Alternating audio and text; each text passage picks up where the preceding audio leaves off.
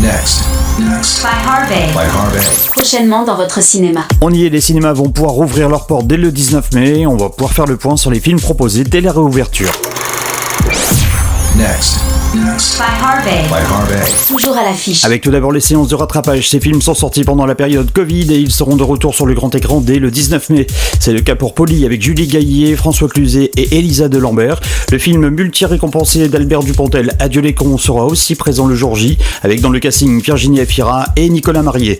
Même chose pour 30 jours max de Tarek Boudali avec Tarek lui-même, Philippe Lachaud et Julien Ruti. On retrouvera aussi ADN de Maïwen avec Fanny Ardant et Lou Garrel. Pour les plus jeunes, deux films à l'affiche dès le 19 mai, 100% Lou et les Trolls 2 avec les voix de Matt Pokora, Vita et VG Dream.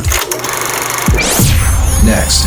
By Harvey. Prochainement dans votre cinéma. Parmi les nouveautés et les sorties du 19 mai, vous pourrez retrouver Envole-moi, une comédie dramatique de Christophe Baratier avec Victor Belmondo, le petit-fils de Jean-Paul, Gérard Lanvin et Johan Elandou.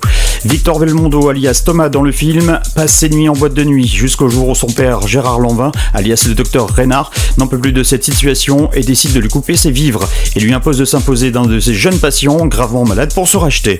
Christophe Baratier s'est inspiré d'une histoire vraie qui avait déjà été adaptée au cinéma par un réalisateur allemand. Le film est pour tout public. À l'affiche, dès le 19 mai, on retrouvera Le Dernier Voyage de Romain Quiro. C'est le film de science-fiction AAA de la semaine avec Jean Reno, Hugo Becker et Bruno Locher.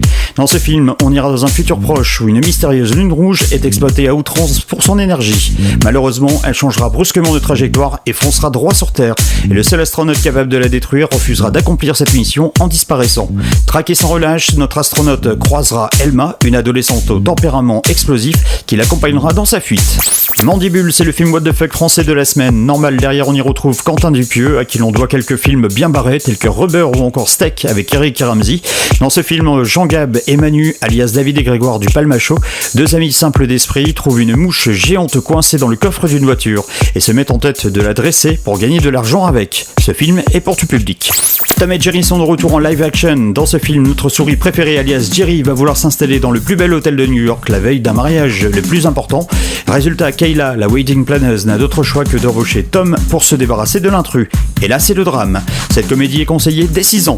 À la base, Demon Slayer est un manga créé en 2019. Grâce au succès de la série, Demon Slayer nous revient avec ce film, Le Train de l'Infini. Le groupe de Tanjiro a terminé son entraînement de récupération au domaine des papillons et embarque à présent en vue de sa prochaine mission à bord du Train de l'Infini, d'où 40 personnes ont disparu en peu de temps. Un animé destiné aux 12 ans et plus. On termine avec Stardog et Turbo Cat. Après un voyage dans l'espace, Buddy le chien se retrouve dans un futur où les animaux ne sont plus les bienvenus. Heureusement, il rencontre Félix, un chat rusé, et le convainc de l'aider. Ils deviennent dès lors Stardog et Turbo Cat, deux héros poilus lancés dans une folle aventure. Un animé accessible dès 3 ans. Next. By Harvey. Voilà, c'est tout pour aujourd'hui. Bien évidemment, les blockbusters ne sont pas encore au rendez-vous, mais ils ne devraient pas tarder. N'oubliez pas de liker, de partager, de vous abonner si ce n'est pas encore fait. Et à très vite pour une nouvelle vidéo.